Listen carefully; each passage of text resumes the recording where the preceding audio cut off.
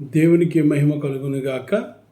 మన ప్రభువును రక్షకుడును యేసుక్రీస్తు ప్రభుల వారి శ్రేష్టమైన నామంలో మరొకసారి మీ అందరికీ కూడా నా హృదయపూర్వక వందనాలు తెలియచేస్తూ ఉన్నాను. దేవుని మహాకృపను బట్టి దేవాది దేవుడు గడిచినటువంటి కాలమంతా ఆయన రెక్కల చొన్ను భద్రపరిచి బలపరిచి ఆరోగ్యాయుష్కాలం నుంచి మరొక శుభదినాన్ని దేవుడు మనందరికి అనుగ్రహించినటువంటి దేవునికే మహిమ కలుగునుగాక. ఆమేన్. అందరూ బాగున్నారండి? దేవుని మహాకృపను బట్టి అలాగే మీ అందరి ప్రార్థనలు బట్టి మేము మా కుటుంబం క్షేమం ఉన్నాం. అలాగే మీరు మీ కుటుంబాలు క్షేమం ఉండాలని అనుదినము ప్రార్థన చేస్తూ ఉన్నాం. దేవుడు మిమ్మల్ని మీ కుటుంబాలను దీవించి ఆశీర్వదించునుగాక. ఆమేన్.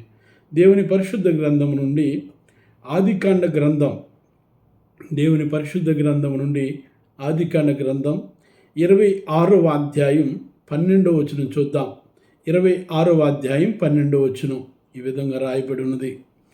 ఇస్సాకు ఆ దేశమందున్నవాడై విత్తనం వేసి ఆ సంవత్సరము 100 ఫలం పొందెను.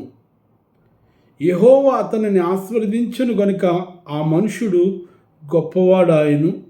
అతడు మిక్కిలి గొప్పవాడగు వరకు క్రమక్రమముగా అభివృద్ధి పొందుచూ వచ్చెను. దేవుడి వాక్యమును విరిచి మనందరికీ వడ్డించునుగాక. ఇక్కడ మనం చదవబడినటువంటి మాటను మనం చూస్తే ఇషాక్ గారి గురించి ఒక శ్రేష్టమైనటువంటి మంచి మాట మనకు కనిపిస్తూ ఉన్నది. మన జీవితాలకు ఎంతో ఉపయోగపడే మాటలని నేను జ్ఞాపకం చేస్తూ ఉన్నాను. ఎందుకనంటే ఇస్సాకు అనే మాటకి అర్థం నవ్వు అని మనకు తెలియజేస్తూ ఉంది బైబిల్ గ్రంథంలో. ఇస్సాకు పుట్టిన తర్వాత వారి తల్లిదండ్రులు వారి జీవితాలలో నవ్వు వచ్చినట్లుగా మనం చూస్తాం. ఆనందము సంతోషము అని మనం చూస్తూ ఉంటాం. బైబిల్ గ్రంథంలో మనం చూస్తే అబ్రహాము శారాల వాగ్దాన పుత్రుడు ఇస్సాక్ గారు. ఇస్సాక్ గారి గురించి మనం చదవబడినటువంటి లేఖన భాగంలో నుంచి కొన్ని విషయాల్ని క్లుప్తంగా జ్ఞాపకం చేస్తాం. వినండి, అనేక మందికి వినిపించండి. దేవుని దైవ ఆశీర్వాదాలు దైవ మేలులు పొందుకోనండి. ఇస్సాకు ఆశీర్వాదకరంగా ఉండడానికి గల కారణాలు ఏంటి? ఇస్సాకు దేవునికరంగా ఉండడానికి గల కారణాలు ఏంటి? ఇస్సాకు జీవితంలో 100 ఆశీర్వాదం మనకు సాధారణంగా మనం చూడవచ్చు. ఎవరైనా విత్తనములు వేసిన తర్వాత సగం వరకు పండొచ్చు, లేకపోతే 75% పండొచ్చు. కానీ ఈయన జీవితంలో 100 ఆశీర్వాదం. అంటే ఆయన అనుకున్నట్లుగా, ఆయన పొందాలనుకున్నది పొందేటట్లుగా 100 ఆశీర్వాదం పొందుకున్నాడు. ఇస్సాకు ఆ దేశం ముందున్నవాడై విత్తనములు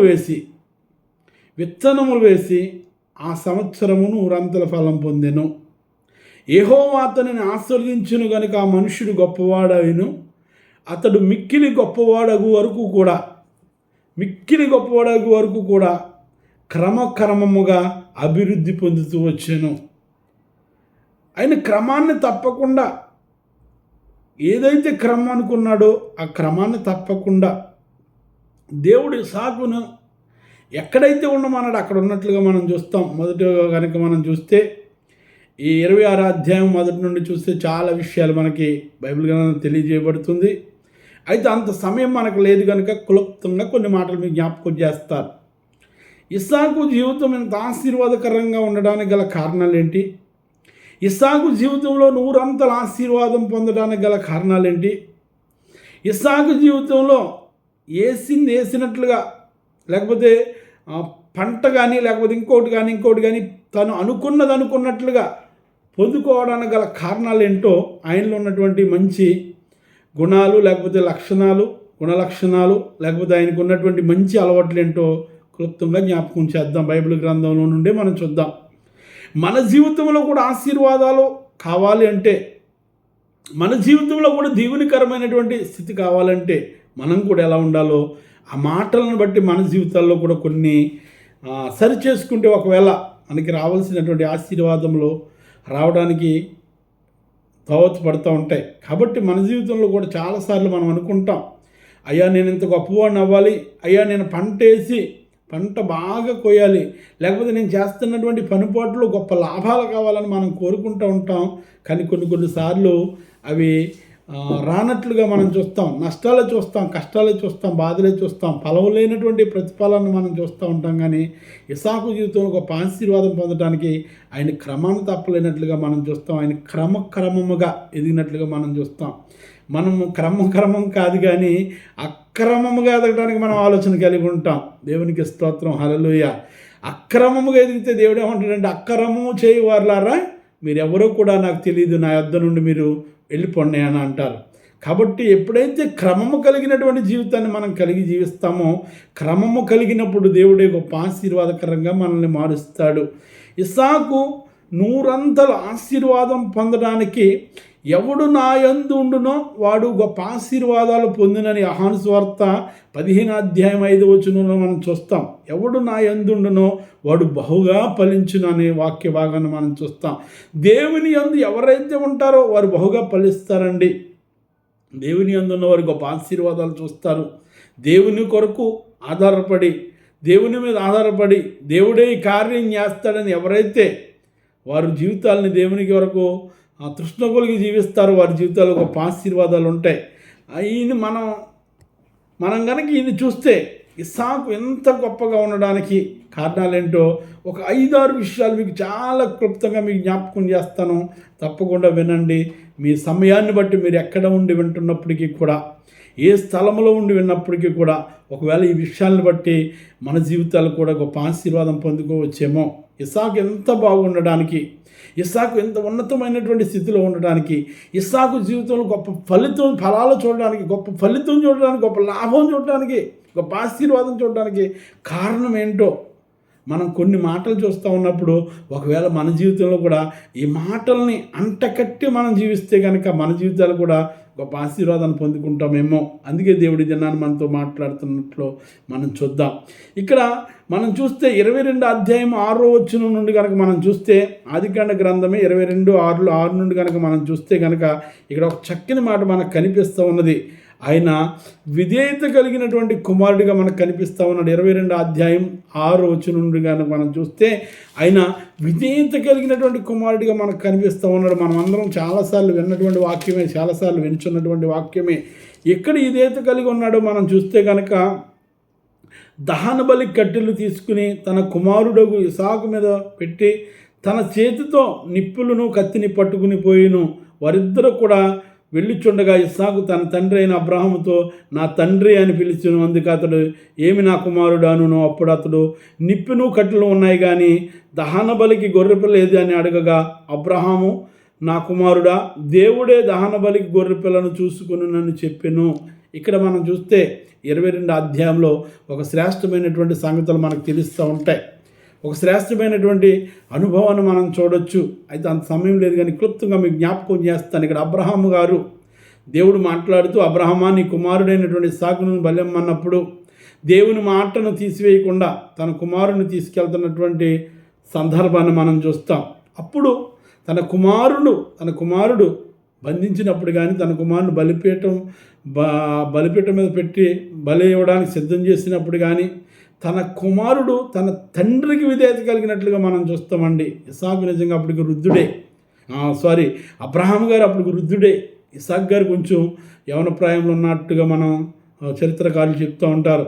ఒకవేళ తండ్రి దగ్గర నుండి తప్పించుకుని తండ్రిని తోసివేసి వెళ్ళిపోవచ్చు. తండ్రిని ఒకవేళ తిరిగేసి నన్ను బంధిస్తావేంటి డాడీ నాన్న అని అడగొచ్చు. లేకపోతే తండ్రి మాట వినకుండా తండ్రి కూడా వెళ్లకుండా ఉండొచ్చు. ఈనాడు మనం చూస్తూ ఉన్నామండి. మనం ఎంతమంది పిల్లలు తల్లిదండ్రుల మాట వింటున్నారో నాకు తెలియదు కానీ చాలామంది నా దగ్గరకు వచ్చి, లేకపోతే అనేక మంది తల్లిదండ్రులు వచ్చి ప్రార్థన చేయించుకుంటున్నటువంటి ఎక్కువ శాతం ఏంటంటే, మా బిడ్డలు మా మాట వింటలేదు, మా బిడ్డలు మనం చెప్పినట్టుగా చేయట్లేదు, మా బిడ్డలు వారి ఇష్టానుసారంగా ఉంటా ఉన్నారు, మా బిడ్డలు మాకు ఏమాత్రం కూడా విధేయత చూపించట్లేదు. అయ్యో తల్లిదండ్రులు మేము ఎంతో దూరదేశాల్లో కష్టపడి బిడ్డల కొరకు అనేకములు పంపిస్తూ ఉన్నాం కానీ వారు ఏమాత్రం కూడా లెక్క చేయకుండా వారి ఇష్టానుసారంగా ఉంటున్నారు. తల్లని తండ్రిని గౌరవం విధేయత ఏమి లేకుండా నా బిడ్డలు జీవిస్తూ ఉన్నారని ఎక్కువ శాతం మనం వింటున్నటువంటి మాట. మనం ఎక్కువ శాతం వింటున్నటువంటి మాట, ఎవరైతే పెద్దవారికి విధేయత కలిగి ఉంటారో వారి జీవితం గొప్ప ఆశీర్వాదకరంగా ఉంటుంది. ఎవరైతే విధేయత కలిగి జీవిస్తారో తల్లిదండ్రుని సన్మానించమని దేవుని లేఖన భాగం తెలియజేస్తూ ఉన్నది. తల్లిదండ్రులకు విధేయత కలిగి జీవించమని దేవుని లేఖన భాగం తెలియజేస్తూ ఉన్నది. తల్లిదండ్రులు ప్రేమించమని దేవుని వాక్యం తెలియజేస్తూ ఉన్నది. అలాంటి మనం ఏం చేస్తూ ఉన్నాం? ఒకవేళ తల్లిదండ్రులు మనము ప్రేమించకుండా, తల్లిదండ్రులకు విధేయత కలిగి లేకుండా కానీ మనం జీవిస్తూ ఉన్నామేమో, మనల్ని మనం ఒకసారి గమనించుదాం, మనం సరి చేసుకుందాం. ఇస్సాకు జీవితంలో మనం చూడాలంటే చాలా విషయాలు మనం నేర్చుకోవచ్చు, కానీ క్లుప్తంగానే మీకు జ్ఞాపకం చేస్తూ ఉన్నాను. ఇస్సాకు గొప్ప ఆశీర్వాదానికి మొట్టమొదట కారణం ఏంటో తెలుసండి? ఇస్సాకు గొప్ప ఆశీర్వాదకరంగా ఉండడానికి మొట్టమొదట మంచి కారణం ఏంటంటే ఆయన విధేయత కలిగినటువంటి కుమారుడు. అంటే తల్లి తండ్రి మాట విన్నటువంటి కుమారుడు, తల్లిదండ్రికి విధేయత కలిగి ఉన్నటువంటిగా మనం చూస్తూ ఉన్నాం. ఎవరైతే విధేయత కలిగి ఉంటారో వారి జీవితాలు గొప్ప ఆశీర్వాదకరంగా ఉంటాయని లేఖన భాగమే తెలియజేస్తూ ఉన్నది. మీరు విధేయులకు పిల్లలై మంచి వారుగా జీవించండి అని పేతురు రాసినటువంటి మొదటి పత్రిక 1వ అధ్యాయం 16వ వచనంలో మనకు కనిపిస్తూ ఉంటుంది. విధేయత కలిగినటువంటి పిల్లలై మీరు జీవించండి, మీరు గొప్ప ఆశీర్వాదకరంగా మంచి ప్రవర్తన కలిగిన వారిగా జీవించండి, అప్పుడు మీ కుటుంబాలు మీరు ఆశీర్వాదకరంగా ఉంటారని మనకు తెలియజేస్తూ ఉన్నది. ఇంకొక మాటగా మనం చూసుకుంటే, ఆయనలో ఉన్నటువంటి మరొక లక్షణాన్ని మనం చూసుకుంటే కనుక ఆదికాండ గ్రంథం 26వ అధ్యాయం 26వ వచనం చూద్దాం. అప్పుడు గెరారు కాపురులను ఇస్సాకు కాపురులతో జగడమాడి ఈ నీరు మాదే అని చెప్పిరి గనుక వారు తనతో కలిసినందున అతడు ఆ బావికి యాషాక్ అని పేరు పెట్టును. వారు మరి ఒక బావి త్రవ్వనట్లుగా మనం చూస్తూ ఉన్నాం. ఇక్కడ ఇంకా కింద లేఖన భాగాల్లో మనం చూస్తే కనుక ఇక్కడ ఆ ప్రాంతం వెళ్ళి, ఆ ప్రాంతంలో గెరారు అన్న ప్రాంతంలో వారి దాసులను పిలువనంపి బావులు తవ్వుతూ ఉన్నటువంటి సమయంలో ఆ ప్రాంతం వారు వచ్చి వారు ఏమంటున్నారంటే, ఈ బావి మాదే, ఈ నీరు మాదే, మీరు ఎక్కడి నుండి వెళ్ళిపోమన్నప్పుడు వారు శత్రువులుగా, వారు అనేక మంది వీరు చేస్తున్నటువంటి పనులకు ఆటంకంగా ఉంటే ఆ దేశం వారు వీరంతా పనిచేసిన తర్వాత చక్కగా బావి తవ్వేసిన తర్వాత చక్కగా బావిలో నీళ్లు పడుతూ ఉన్న సమయంలో ఆ ప్రాంతం వారు వచ్చేమంటున్నారంటే, ఈ బావి మాదే, ఈ నీరు మాదే, మీరు ఇక్కడి నుండి వెళ్ళిపోండి అన్నప్పుడు ఆయన ఎలా కనిపిస్తూ ఉన్నాడంటే సమాధానపరుడుగా ఆ బావిని అక్కడ విడిచిపెట్టి వెళ్ళిన వాడిగా మనకు కనిపిస్తూ ఉన్నాడండి. ఇస్సాకు రెండవ లక్షణం, మంచి లక్షణం ఏంటంటే ఆయన సమాధానపరుడుగా మనకు కనిపిస్తూ ఉన్నాడు. ఆయన అక్కడ జగడం ఆడలేదు, వాళ్ళతో గొడవలు పెట్టుకోలేదు, లేకపోతే వీళ్ళు గొడవ పెట్టుకునే వారుగా లేరు. కానీ ఒకవేళ మేము ఎంతవరకు కష్టపడి మేము పనిచేసి మేము నీళ్ళని తవ్వాం కదా, లేకపోతే బావిని తవ్వి నీళ్ళు తీసాం కదా, ఈ బావి మేము కష్టపడ్డాం కనుక ఇక్కడ నుండి వెళ్ళము అని ఆయన చెప్పట్లేదు. కానీ వాళ్ళు వచ్చి ఈ బావి బాదే, ఈ నీరు మాదే, మీరు ఇక్కడి నుండి వెళ్ళిపోమన్నప్పుడు అలాగే చాలా పర్యాయములు వెళ్ళిపోయినట్లుగా మనం చూస్తాం. చాలా పర్యాయములు గొడవలకి వాళ్ళు వచ్చినప్పటికీ కూడా ఈయన సమాధానపరుడుగా మాత్రమే వెళ్ళిపోయాడంటండి. దేవునికి స్తోత్రం, హల్లెలూయా. సమాధానపరచువారు ధన్యులు, వారు దేవుని చూస్తారని మత్తయి సువార్త 5వ అధ్యాయం 9వ వచనంలో మనం చూస్తాం. ఎవరైతే సమాధానపరచువారిగా ఉంటారో, ఈనాడు మనం చూస్తే ఎక్కువ గొడవలు పెట్టేవారు ఎక్కువైపోయారండి. సమాధానపరిచేవారు తక్కువగానే ఎక్కువ గిల్లికజ్జాలు పెట్టేసేవారు. ఇక్కడ మాట అక్కడ చెప్పి, అక్కడ మాట ఇక్కడ చెప్పి, లంకిలు పెట్టి సమాధానంగా ఉన్నటువంటి కుటుంబాలను విడదీయటం, సమాధానంగా ఉన్నటువంటి స్నేహితులను విడదీయటం, సమాధానంగా ఉన్నటువంటి మంచి బంధాలను విడదీసేవారు ఎక్కువైపోయారు ఈ లోకంలో మనం చూస్తూ ఉన్నప్పుడు. అయితే ఈ ఇస్సాకు గారికి ఉన్నటువంటి మంచి లక్షణం ఏంటంటే సమాధానపరిచే మంచి గుణం. వారి దాసులతో చెప్తా సమాధానపరిచి, అయ్యా ఈ వారిదే అంటున్నారు కదా, వారికి విడిచి మనం వెళ్ళి వేరొక చోట మనం బావి తవ్వుకుందాం అని వెళ్ళిపోయినట్లుగా, సమాధానంగా వెళ్ళిపోయినట్టుగా మనం చూస్తాం. అందుకని ఆయన పేరు. రెండవ లక్షణం ఏంటంటే, మొదటిదేమో విధేయత కలిగినటువంటి కుమారుడు, రెండవదేమో సమాధానపరచువాడు, సమాధానం కలిగినటువంటి మంచి మనసు కలిగిన వాడని లేఖన భాగం తెలియజేస్తూ ఉన్నది. మూడవదిగా మనం చూస్తే ఆదికాండ గ్రంథం 24వ అధ్యాయం, ఆదికాండ గ్రంథం 24వ అధ్యాయం మనం చూస్తే 24వ అధ్యాయం 63వ వచనంలో మనం చూస్తే, సాయంకాలమున ఇస్సాకు పొలములో ధ్యానింపబయలు వెళ్ళి కన్నులెత్తి చూసినప్పుడు, ఇక్కడ మనం చూస్తే ఇస్సాకు గారికి ఉన్నటువంటి మూడవ మంచి లక్షణం ఏంటంటే ఆయన ధ్యానపరుడు, దేవుని ధ్యానించేవాడు. ఆయన ఎక్కడికి వెళ్ళంటే ఆయన సాయంకాల సమయమున పొలం వెళ్ళి ధ్యానించినట్లుగా మనం చూస్తామండి. ఇక్కడ చూస్తే చక్కని మాట మనకు కనిపిస్తూ ఉన్నది. సాయంకాలమున ఇస్సాకు పొలములో బయలు వెళ్ళాడంటండి. ధ్యానిస్తూ ఉన్నాడు, దేవుడిని ధ్యానిస్తూ ఉన్నాడు. అందుకని కీర్తనకారుడు అంటాడు, చక్కని మాట తెలియజేస్తూ ఉంటాడు కదండి, దివారాత్రము దేవుని వాక్యాన్ని ధ్యానించేవారు ధన్యులు. దివారాత్రం ధ్యానించేవారు ధన్యులు. ఎవరైతే దేవుని వాక్యాన్ని ధ్యానిస్తారో, ఎవరైతే దేవుని వాక్యానికి విధేయతిస్తారో, దేవుని ధ్యానించేవారిగా ఉంటారో వారు ధన్యులని తెలియజేస్తూ ఉన్నది.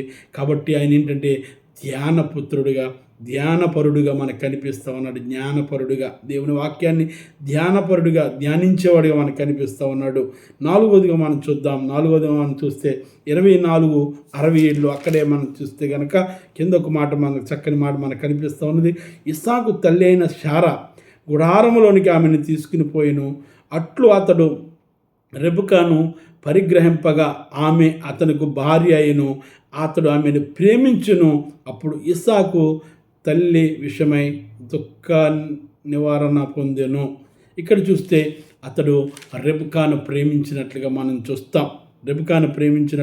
చూస్తాం. ప్రేమ కలిగినటువంటి మంచి మనసు కలిగిన వాడిగా మనం చూస్తూ ఉన్నామండి. ప్రేమ గలవాడిగా మనకి ఇక్కడ కనిపిస్తూ ఉన్నాడు. రెబెకాను మనస్ఫూర్తిగా ప్రేమించినట్లుగా మనం చూస్తూ ఉన్నాం. ప్రేమ క్షేమాభివృద్ధిని కలుగు చేయనని కొరింథీ రాసినటువంటి పత్రిక, మొదటి పత్రిక 8వ అధ్యాయం 1వ వచనంలో ప్రేమ అంటండి క్షేమాభివృద్ధిని కలుగు చేస్తూ ఉన్నదంటండి. ప్రేమ లేని వాడైతే అతడు ఎలాంటి వాడైనా వ్యర్థుడైన లేఖన భాగం తెలియజేస్తూ ఉన్నది. ఈనాడు ప్రేమలు ఉన్నాయి, కానీ ఏ ప్రేమలు అంటే ప్రేమల్ని మనము చాలా విషయాలు చెప్పుకోవచ్చు, అంత సమయం లేదు. కానీ దొంగ ప్రేమలు, నటన ప్రేమలు, లేకపోతే ఎవరైనా ఏదైనా ఇస్తారేమని నటించే ప్రేమలు, ఈ లోకానుసరమైనటువంటి ప్రేమలు చాలా ఎక్కువైపోయినాయి. అయితే అలాంటి ప్రేమ కాదు, కానీ నిజమైనటువంటి ప్రేమ కలిగి, మంచి ప్రేమ కలిగి ఉండాలని లేఖన భాగం తెలియజేస్తూ ఉన్నది. ఎప్పుడైతే ప్రేమ కలిగి ఉంటావో, ప్రేమ అంటండి క్షేమాభివృద్ధిని కలుగు చేస్తూ ఉన్నదంట. నిజమైన ప్రేమ నీవు కలిగి ఉంటే, ఎదుటివారి పట్ల ప్రేమ కలిగి ఉంటే, ఎదుటివారి పట్ల ప్రేమ అంటే ఈ లోకానుసరమైనటువంటి ప్రేమ కాదు, కానీ దేవుని ప్రేమ కలిగి నీవు జీవిస్తే కనుక మంచి కృపను దేవుడు మనకు అనుగ్రహిస్తాడు. ఇస్సాకు ఉన్నటువంటి 4వ మంచి లక్షణం ఏంటంటే ప్రేమ గలవాడిగా మనకు కనిపిస్తూ ఉన్నాడు. మన దేవుడు ప్రేమాస్వరూపి కనుక ఈయన కూడా ప్రేమ కలిగినట్లుగా మనం చూస్తూ ఉన్నాం. అదే ఆదికాండ గ్రంథం 26వ అధ్యాయం 25వ వచనంలో కనుక మనం చూస్తే 26వ అధ్యాయం 25వ వచనంలో అక్కడ అతడు ఒక బలిపీఠమును కట్టించి యెహోవా నామమున ప్రార్థన చేసి అక్కడ తన గుడారమును వేసినట్లుగా మనం చూస్తూ ఉన్నాం. ఇక్కడ పని ప్రారంభిస్తూ ఉన్నప్పుడు, పని మొదలు పెడతా ఉన్నప్పుడు, పని చేయాలని ముందుకు వచ్చినప్పుడు ఆయన ఏం చేశాడంటే అక్కడ ఒక బలిపీఠమును కట్టించి యెహోవా నామమున ప్రార్థన చేసి అప్పుడు తన గుడారం వేశాడంటండి. అంటే ప్రార్థనతో పని ప్రారంభిస్తూ ఉన్నాడు. బలిపీఠమును కట్టాడు దేవుని కొరకు. అక్కడ ప్రార్థన చేశాడు. ప్రార్థన చేసిన తర్వాతే పని మొదలుపెట్టిన వాడిగా మనకు కనిపిస్తూ ఉన్నాడు. మనం కూడా చాలాసార్లు అడావుడు ప్రార్థనలు చేస్తూ ఉంటాం. మీకు స్తోత్రం ప్రభువా, మాకు ఆత్రం నాయనని ప్రార్థన చేస్తూ ఉంటాం. అలా కాదు, కానీ మొదటి స్థానాన్ని దేవుడికి ఇచ్చి మనం ప్రార్థనతో పని ప్రారంభిస్తే, ప్రార్థనతో ఏ పని చేసినా దేవుని కొరకు ప్రత్యేకమైనటువంటి స్థలం నుంచి ఆ స్థలంలో నువ్వు ప్రార్థన చేసి పని ప్రారంభిస్తే ఆ పని సఫలమవుతుంది. విఫలం చేసే దేవుడు కాదు కనుక మనం ఏం చేయాలంటే ఎప్పుడూ ప్రార్థన చేసేవారిగా మనం ఉండాలని లేఖన భాగం తెలియజేస్తూ ఉన్నది. అంతేకాకుండా 25-21లో కూడా ఇంకొక సందర్భంలో ప్రార్థన చేసినట్లుగా మనం చూస్తాం. చూడండి 25వ అధ్యాయం 21వ వచనంలో చూస్తే ఇస్సాకు భార్య గుడ్రాలు గనుక అతడు ఆమె విషయమై యెహోవాను ఏడుకును. యెహోవా అతని ప్రార్థన వినును గనుక అతని భార్య రెబ్కా గర్భవతి అయ్యెను. ఇక్కడ అందరూ కూడా ఏమన్నారంటే ఇస్సాకు భార్య రెబ్కా గుడ్రాలు అన్నారు. అంటే పిల్లలు లేనిది గుడ్రాలు అన్నారు. అయితే ఆమె విషయమై ఇస్సాకు ఏం చేశాడంటే ప్రార్థన చేశాడంటండి. ఆమె విషయమై ప్రార్థన చేసినప్పుడు రెబ్కా గర్భవతి అయినది. దేవునికి స్తోత్రం, హల్లెలూయా. ఎంత గొప్ప కార్యం చేశారా! ఆయన ప్రార్థన పరిస్థితులను మార్చేస్తూ ఉన్నది కనుక ఆయన ప్రార్థన చేసినప్పుడు రెబ్కా గర్భవతి అయినట్టుగా మనం చూస్తూ ఉన్నాం. అంటే ఆయన ఐదవ లక్షణం ఏంటంటే ఆయన ప్రార్థనాపరుడిగా మనకు కనిపిస్తూ ఉన్నాడు. ఎప్పుడైతే మనం కూడా ప్రార్థన చేస్తామో మన జీవితాల్లో గొప్ప ఆశీర్వాదాలు చూస్తాం. ఇంకా చివరిగా మనం చూస్తే కనుక ఎబ్రీలు రాసినటువంటి పత్రిక 11 అధ్యాయం 20 వచనంలో ఎలా కనిపిస్తూ ఉన్నాడంటే, విశ్వాస వీరుల్లో ఆయన కూడా పేరు నమోదైనట్లుగా మనం చూస్తాం. విశ్వాస వీరుల్లో జాబితాలో ఈయన పేరు కూడా అక్కడ ఉన్నది. ఆయన ఏంటంటే విశ్వాస వీరుడిగా ఉన్నట్లుగా మనం చూస్తాం. యథార్థవంతులు లేకపోతే యథార్థంగా ఎవరైతే జీవిస్తారో వాళ్ళు విశ్వాస వీరుల గ్రూపులో ఉంటారు. అంటే నమ్ముటని వలనైతే నమ్మువానికి సమస్తము సాధ్యమే కనుక, నమ్మటం అంటే దేవుని యందు విశ్వాసం ఉంచటమే. దేవుని యందు ఎప్పుడైతే విశ్వాసం కలిగి మనం జీవిస్తామో అప్పుడే దేవుడు గొప్ప కార్యాలు చేస్తాడు కనుక, ఈయన జీవితంలో ఈ 6 లక్షణాలు మంచి లక్షణాలు ఉన్నాయి కనుక ఈయన ఎక్కడికి వెళ్ళినా ఫలభరితమైనటువంటి జీవితాన్ని చూస్తాడు. మనం చూస్తాం, మొదటిది విధేయత కలిగినటువంటి కుమారుడిగా మనం చూస్తాం. రెండవది సమాధానపరుడైనటువంటి కుమారుడిగా మనం చూస్తాం. మూడవది ధ్యానపరుడు, అంటే వాక్యాన్ని ధ్యానించే దేవుని కొరకు సిద్ధపడి ధ్యానపరుడిగా ఉంటున్నాడు. నాలుగవదిగా చూస్తే ప్రేమ గలవాడిగా ఉన్నాడు. నాలుగవదిగా మనం చూస్తే ప్రేమ కలిగినటువంటి వాడిగా ఉన్నాడు. ఐదవదిగా ప్రార్థనాపరుడిగా ఉన్నాడు. ఆరవదిగా విశ్వాసవీరుడిగా ఉన్నాడు. ఇలాంటి మంచి లక్షణాలు కలిగి కనుక మనం జీవిస్తే, ఇలాంటి మంచి లక్షణాలు నీలో నాలో ఉంటే కనుక మనం ఎక్కడికి వెళ్ళినా ఉద్యోగ జీవితంలో కానీ, వ్యాపార జీవితంలో కానీ, వ్యవసాయ జీవితంలో కానీ ప్రతి విషయంలో ఆశీర్వాదకరంగా ఉండాలంటే ఇలాంటి మంచి లక్షణాలు కలిగి క్రమముగా మనం జీవించినప్పుడు దేవుడు గొప్ప ఆశీర్వాదకరంగా మారుస్తాడు.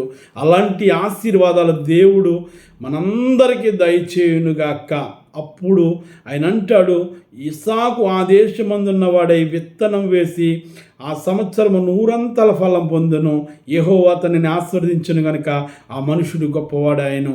యెహోవా ఆశీర్వదించినటువంటి మనుషుడు గొప్పవాడవుతాడు.